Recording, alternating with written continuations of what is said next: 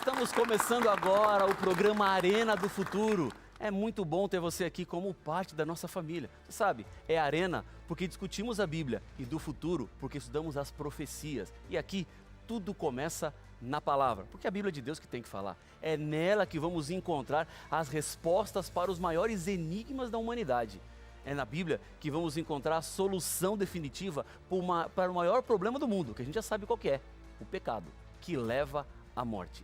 No Arena do Futuro é um programa que também compartilhamos esperança, porque a última página da Bíblia diz que tudo terminará muito bem. E eu estou sempre acompanhado de pessoas aqui no estúdio que vieram de diferentes lugares sempre para enriquecer o programa. Quando eu olho para vocês, eu penso em você, que está aí em diferentes lugares acompanhando talvez pela rádio, pela televisão, mas que é parte também desse nosso grupo de estudos da Palavra de Deus. Bom, o tema de hoje é um desses temas que merece nossa atenção.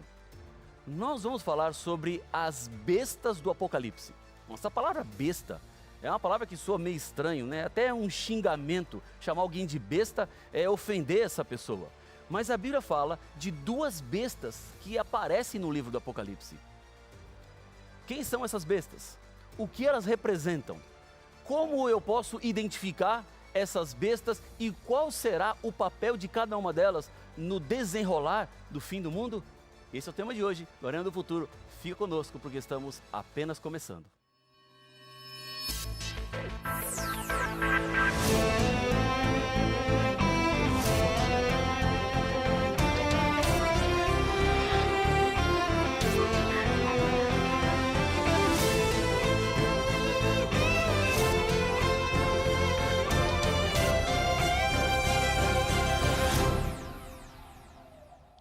Já estamos de volta com o programa Arena do Futuro e dando a você uma grande oportunidade. Sabe qual é? De você ser parte da melhor e maior escola bíblica do mundo. É isso mesmo. Olha que nós estamos chique, hein? A melhor escola bíblica é a escola bíblica da TV Novo Tempo. E você pode ser aluno dessa escola bíblica. Eu tenho aqui nas minhas mãos um estudo bíblico muito interessante que eu tenho apresentado a vocês aqui nas últimas semanas, que é o estudo A Procura da Verdade. São 15 temas baseados na Palavra de Deus, onde podemos conhecer mais sobre a verdade. Certa vez, Jesus disse: conhecereis a verdade e a verdade vos libertará. E essa verdade está na Palavra do Senhor. Agora, você me pergunta, como eu faço para receber esse estudo bíblico? Como eu faço para ser aluno da escola bíblica? Eu vou te dizer. Há algumas maneiras. Primeiro, você pode mandar uma mensagem para nós pelo WhatsApp. O telefone é 12 982440077. Esse WhatsApp funciona 7 dias na semana, 24 horas. Agora, esse telefone que eu vou te falar agora é um telefone fixo e ele funciona de segunda a sexta-feira em horário comercial, que é o 12 21 27 31 21. Você pode também ir diretamente ao nosso site biblia.com.br. Esse é o site da Escola Bíblica. Lá você vai fazer o seu pequeno registro. Nós vamos enviar para você gratuitamente o estudo bíblico A Procura da Verdade. Como você sabe, aqui você não precisa pagar nada, porque esse é um oferecimento que os anjos da esperança levam até a sua casa, para que você tenha acesso à palavra de Deus, para que você conheça mais daquilo que Deus tem para nos dizer. Trato feito? Se você não é aluno da escola bíblica, agora é a hora, este é o momento. Vamos então voltar à palavra de Deus, porque o assunto de hoje merece muita atenção. Nós vamos falar sobre as bestas do Apocalipse. Há verdades bíblicas que nós não podemos fechar os nossos olhos. Deus nos mostra em sua palavra qual é o caminho que nós devemos trilhar. E Deus sempre faz isso com muito amor. E é da mesma forma que eu quero hoje apresentar para você esta mensagem. É do meu coração para o seu coração. Não entenda o tema de hoje como qualquer confronto, como qualquer coisa para te enfurecer, para te deixar bravo, para te provocar. Não, longe disso. Eu quero apresentar com muito amor. Há um enorme conflito entre o bem e o mal.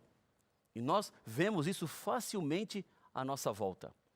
As nossas decisões, elas sofrem este ataque.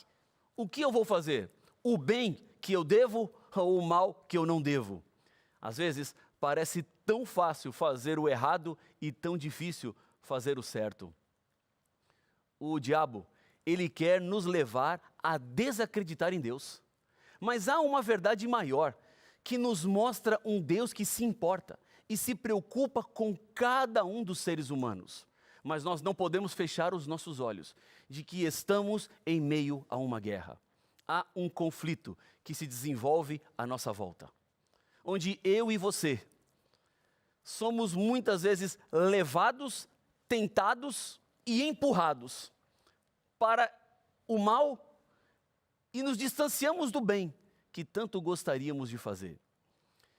Na Bíblia, o diabo é um inimigo real, ele existe. Uma das estratégias que ele tem usado ultimamente é tentar convencer as pessoas de que ele não existe. E por quê? Ele quer convencer as pessoas de que ele não existe. Porque se eu deixar de acreditar que o diabo existe, eu não me preparo para aquilo que ele vai fazer contra mim. E assim eu me torno uma presa fácil. Agora, se eu estou atento, se eu fico alerta, sabendo que esse inimigo anda em derredor, procurando maneiras e formas de me levar para o pecado, eu posso encontrar e buscar forças para enfrentá-lo no momento que ele chegar, no momento que ele aparecer. A Bíblia fala de um poder do mal que se opõe a Deus e que se levanta contra Deus e que está trabalhando no mundo hoje, agora. Então, esta é uma realidade da qual eu e você não podemos fechar os nossos olhos. Temos que nos preparar. Não dá para escolher estar ou não neste conflito. Quem nasce no mundo, quem pisa nesse planeta Terra, já entrou no meio do conflito, já está no meio da guerra. Então, se eu não posso escolher estar ou não estar, entrar ou não entrar, o que eu preciso fazer é me preparar para esse conflito. Eu preciso estar pronto para que quando o diabo vier e atacar contra a minha vida, eu saiba e conheça quais são as ferramentas ou as armas que ele usa para me desestabilizar, para me levar para o pecado. Há um poder antagônico a Deus, e isso está claro para todos nós. Não estamos em um mundo onde só a vontade de Deus reina.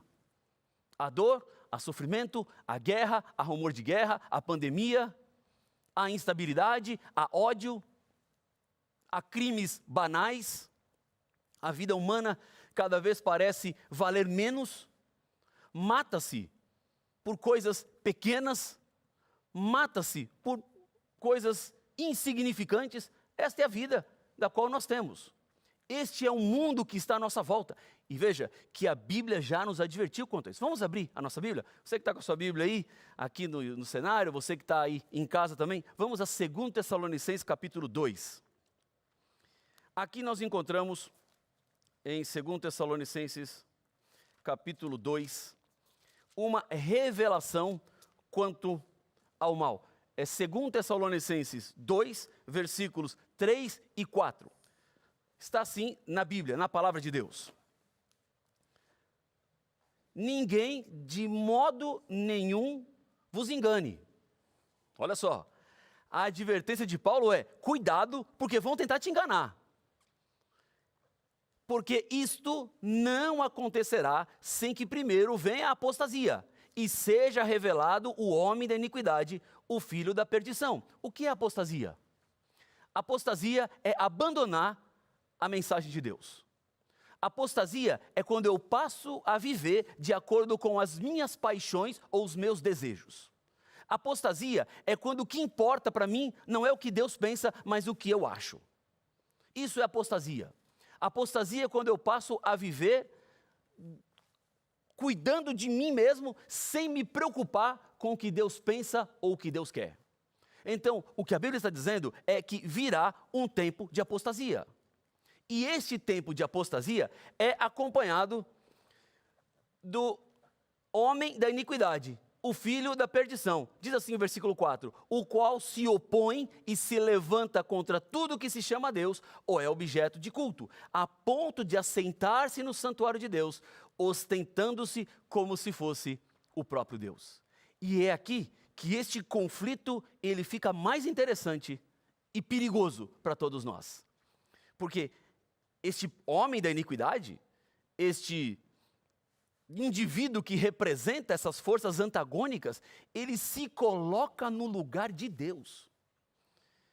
E há muitas pessoas que acreditam que estão seguindo Deus, quando na verdade estão seguindo o homem da iniquidade.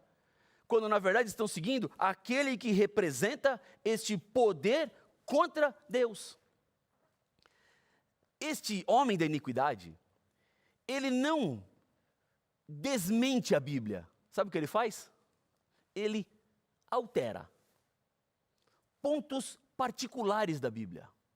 Ele não fala assim, olha, a Bíblia não é a palavra de Deus. Ele diz assim, não, a Bíblia é a palavra de Deus. Mas ao invés do sábado, coloca o domingo no lugar. Ao invés de pedir para Jesus, peça para algum outro intercessor que foi colocado no lugar. Veja que é muito sutil a mudança que este homem da iniquidade fará, porque ele se coloca no lugar de Deus. E muitos acham que ele está no lugar de Deus. Quando na verdade o que ele está fazendo é levando as pessoas por um caminho que não levará a Deus. E isso vai acontecer. E a advertência que Paulo está dizendo aqui é: cuidado para ninguém enganar vocês, porque vão tentar enganar. Vão tentar levar vocês por caminhos que vocês não deveriam ir. Mas quem lê a Bíblia tem uma vantagem. Eu sempre gosto de pensar nisso. Quem estuda a palavra de Deus está em vantagem com aqueles que não estudam, porque Deus já disse para nós o que vai acontecer. Nós já conhecemos o futuro. E por isso que aqui é a arena do futuro. Porque Deus nos conta sobre o futuro. Deus nos faz entender sobre o futuro. E isso é uma grande vantagem sobre as pessoas que não leem a Bíblia. Agora, essa vantagem não é exclusiva de um grupo. Essa vantagem é para quem quiser. Se você estuda a Bíblia, você terá vantagem. Se você lê a Bíblia, você vai ter vantagem. Se você for para a escola bíblica do Novo Tempo e receber estudos bíblicos, você vai ter vantagem. A vantagem está disponível. Agora, nem todo mundo quer, nem todo mundo lê, nem todo mundo estuda. Esse movimento que está liderado por esse homem da iniquidade, ele arrebanhou seguidores. E continua arrebanhando seguidores em todo o tempo. No livro do Apocalipse, no capítulo 13, nós encontramos um momento onde essa iniquidade, o homem da iniquidade, ele surge de uma outra maneira. Lá no capítulo 13 de Apocalipse, nós encontramos duas bestas. Uma besta que sobe do mar e outra besta que sobe da terra. O que significa besta? Besta é uma palavra bíblica que representa poder ou reino. Em Daniel capítulo 7, por exemplo, Daniel tem uma visão. E do mar ele vê saindo 4 animais ou 4 bestas. Esses 4 animais que Daniel viu, na realidade, eles são 4 impérios. O que nós estamos vendo em Apocalipse 13 são 2 poderes que surgem e aparecem no cenário mundial. E como nós temos conversado aqui na Arena do Futuro, você sabe que em profecia nós não interpretamos o texto da forma como lemos. Nós precisamos olhar para os símbolos que lá estão e explicar esses símbolos. Agora, quem explica o símbolo é o próprio Deus, é a própria Bíblia. Então, a Bíblia se auto-explica, a Bíblia se auto-interpreta. Não sou eu que posso vir aqui e dizer para vocês o que cada um dos símbolos do Apocalipse significam. A Bíblia tem que dizer para nós o que eles representam. Então, besta significa rei, reino. É um poder que se levanta. São 2 bestas, então são 2 reinos, são 2 poderes que aparecerão. Mas vamos à Bíblia. Vamos ao texto sagrado para nós entendermos exatamente Apocalipse 13. Nós vamos começar com a primeira besta e vamos para a segunda besta e compreender qual é o papel de cada uma dessas bestas. Vamos a Apocalipse 13, versículo 1. Já estou aqui com Apocalipse 11, 12 e 13. Já abri. Está assim. Vamos lá. Verso 1 do capítulo 13 de Apocalipse. Vi emergir do mar uma besta que tinha 10 chifres, 7 cabeças, e sobre os chifres 10 diademas, e sobre as cabeças nomes de blasfêmia. Bom, sem interpretar, com essa descrição aqui, você já viu que essa besta aqui boa coisa não é. Não dá para dizer, que besta maravilhosa. Não, não é. Primeiro que besta é uma coisa que já dá uma ideia de coisa ruim. E essa besta traz consigo, olha só, nome de blasfêmia, chifre, diadema, um monte de cabeça. É uma coisa estranha, é uma coisa anormal. Vamos à explicação. O que está acontecendo aqui? Segundo a Apocalipse 17 e o versículo 9, se você virar 2 páginas, você vai ver aqui, ó. Aqui está o sentido que tem sabedoria. As 7 cabeças, falando do Apocalipse 3, da besta, nas quais a mulher está sentada, são também 7 reis. Olha só. Então, esse lugar onde ela está, essas 7 cabeças, são reinos. São reis sobre a qual ela está assentada. Diz também que ela emergiu do mar. E o que significa mar? Segundo Apocalipse 17, versículo 15, se você quiser dar uma olhada, também há uma interpretação o que significa este mar. Diz assim: falou-me ainda, as águas que viste, onde a meretriz está assentada, são povos, multidões, nações e línguas. Ou seja, esta besta, ela sai de um lugar povoado. Ela não sai de um lugar ermo, ela sai do meio das pessoas. E a partir do versículo 2 do capítulo 13, há uma descrição desta besta. Eu vou dar uma lida assim rápida em alguns pontos aqui, vai acompanhando na sua Bíblia aí. Versículo 2, a besta que vi era semelhante a leopardo, com pés como de urso e boca como de leão. Versículo 3, então vi uma de suas cabeças como golpeada de morte, mas essa ferida mortal foi curada.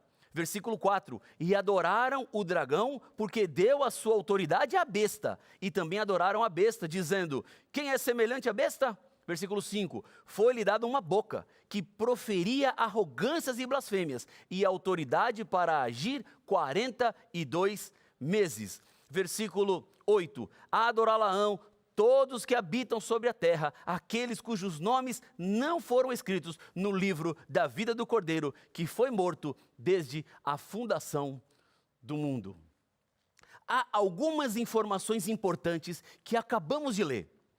Vou lhe explicar.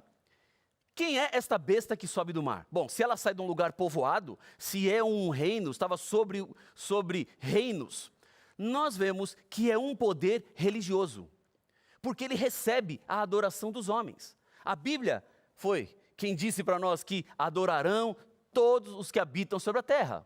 Segundo ponto, também é um poder político, com o alcance mundial. O verso 7 diz que deu-se-lhe ainda a autoridade sobre cada tribo, povo, nação e língua.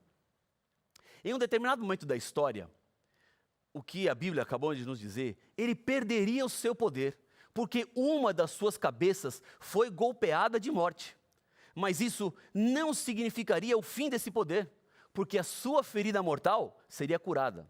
Quarto, esse poder blasfema contra Deus, colocando-se no lugar dele, quando a Bíblia diz que tinha uma boca que proferia arrogâncias e blasfêmias. O povo de Deus seria perseguido por esse poder, que sairia como vencedor durante 42 meses.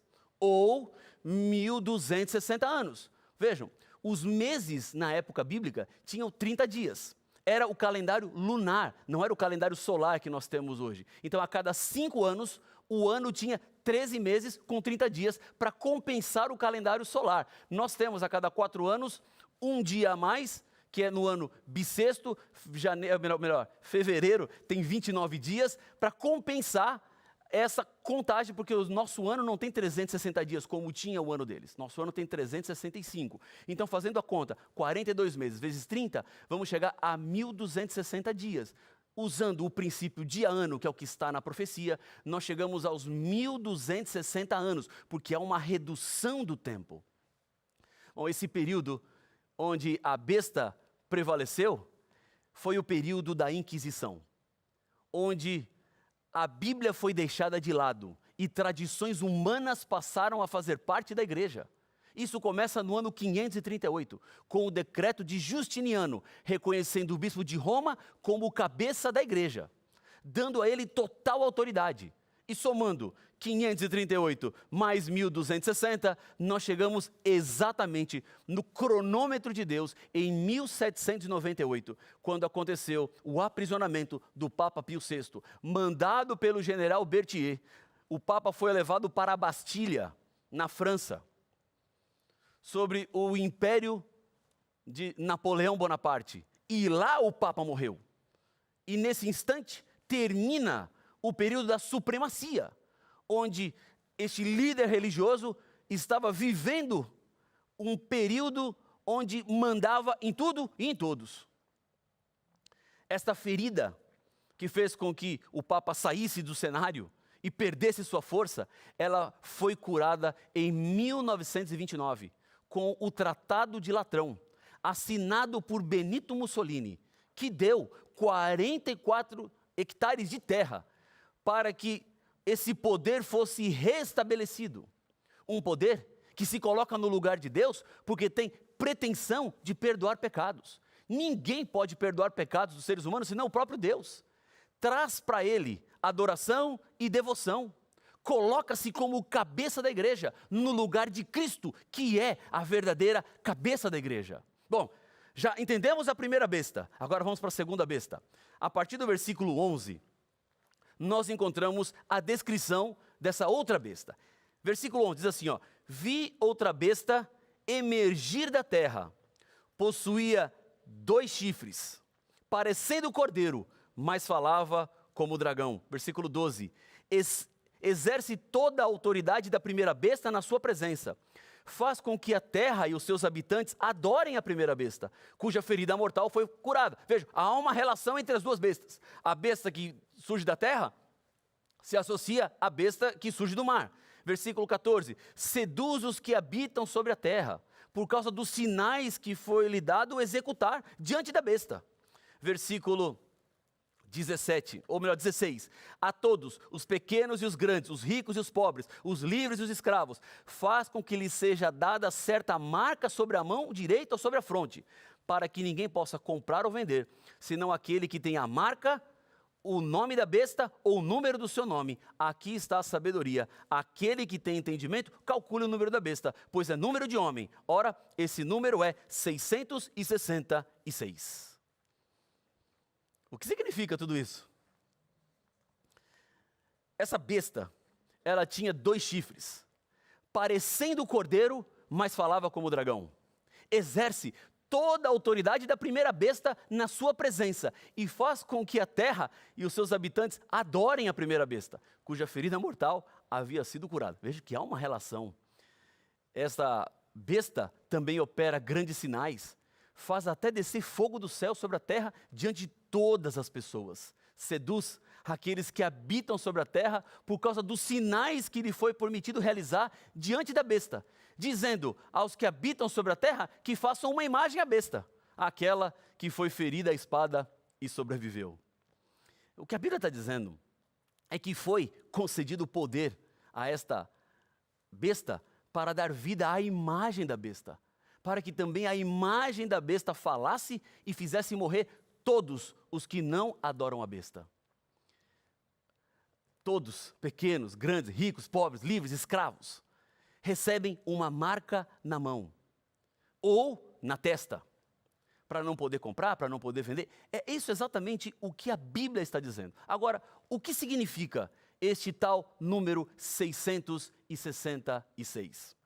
O que representa este número? O que representa essa besta? Quando a Bíblia diz assim, olha, quem tem entendimento calcule qual é o número da besta, e fala que é um número de ser humano, está nos dando uma pista. Vamos listar agora as características desse poder. É um poder que no início falava como dragão. O cordeiro na Bíblia é o símbolo de Jesus. Dragão é o símbolo do diabo. Isso significa que no começo esse poder era cristão, mas depois houve uma mudança, pois passou a ser do dragão. Esse poder coloca toda a sua força à disposição da primeira besta. Ele tem como objetivo levar os habitantes da terra a adorar a primeira besta. Esse poder não exige adoração para si, mas sim para a primeira besta. Esse poder chama a atenção, pois ele fez cair até fogo do céu. Exige obediência à imagem da besta. Imagem, lembre-se, é algo que se parece com o original, mas não é o original. Quem não prestar adoração à imagem da besta, vai chegar até o limite de receber um decreto de morte.